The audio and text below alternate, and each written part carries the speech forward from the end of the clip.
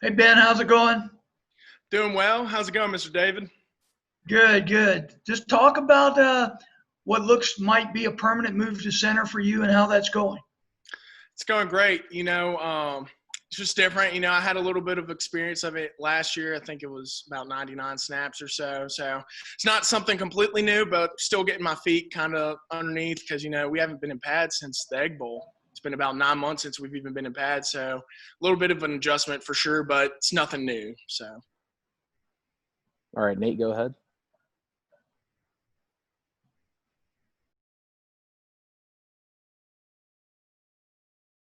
And I was muted. Going off that a little bit, do you expect that center move to be full time? What have the coaches said to you there? No definite word yet, but we're just trying to just make sure that everyone's ready right now. That's a big focus, with COVID going on, with injuries happening all the time during the football season. You never know what kind of lineup you're going to have. So really, we're just trying to have everyone ready at any time. Have you repped other positions yet or just center? Just center and right guard for now. Yes, sir. Parrish, go ahead.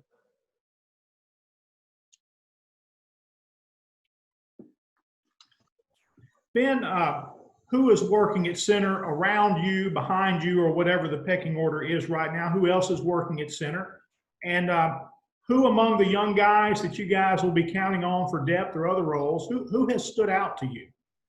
Carter Colquitt's also been working at center. He's probably the number 2 center right now. We also have Bryce Ramsey getting some reps as well.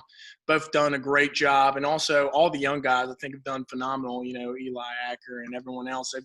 Luke's also done a great job. I just think everyone is really stepping up this season. Everyone realizes that, hey, we're probably not going to get redshirt, or, hey, we've got to be ready to play now.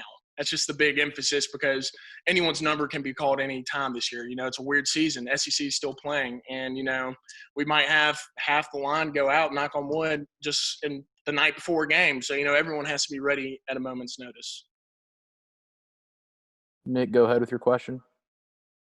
There was obviously the news yesterday, Ben, about no tailgating this year, limited stadium capacity. Just how weird do you think it's going to be playing this season where you're walking through the Walk of Champions and no one's there to watch? You're playing and the stadium's only a quarter full. Just how do you prepare for that? It's definitely weird, but, like Coach says, so what, now what? We're playing for each other. We're not – it's awesome having a crowd. It's awesome having the Grove and the Walk of Champions. That's great. That's an awesome Ole Miss tradition, but we still have to play on Saturdays. We still have to line up against all these SEC opponents, so we still have to be ready regardless. Nate, go ahead. Ben, in 3 years, the last 3 years, you guys have had 3 different play callers, 3 different schemes. How does this one compare and contrast from what you guys do to the last 2 years?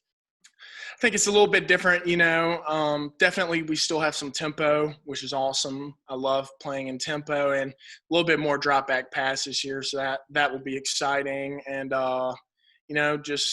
I'm loving this offense. I think we're going to be very productive, just how hard we've been practicing, how well coach has gotten us ready. So I think it's an exciting offense this year, definitely. I think we'll put up a lot of points.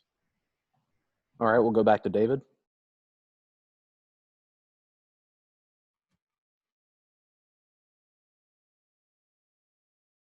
Hold on, David, you're muted.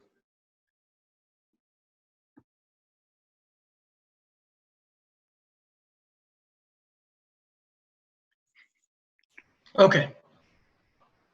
Ben, is there a noticeable difference? You bring up tempo with this offense than there has been in years past.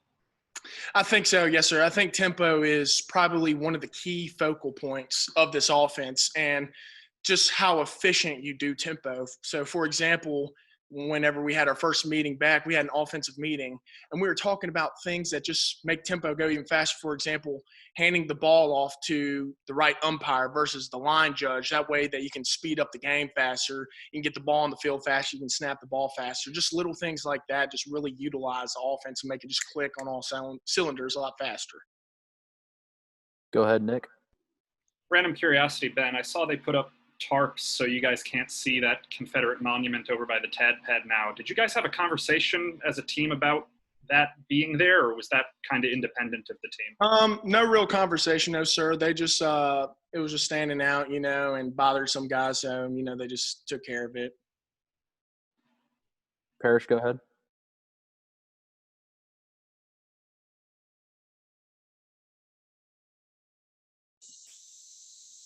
How comfortable are you been with the consistency of your snaps, shotgun snaps, accuracy, that sort of thing? Where do you feel like you are with that?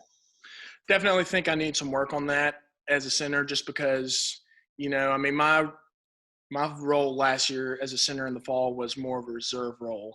And now it's looking like more so I'll be getting much more snaps at center primarily this fall.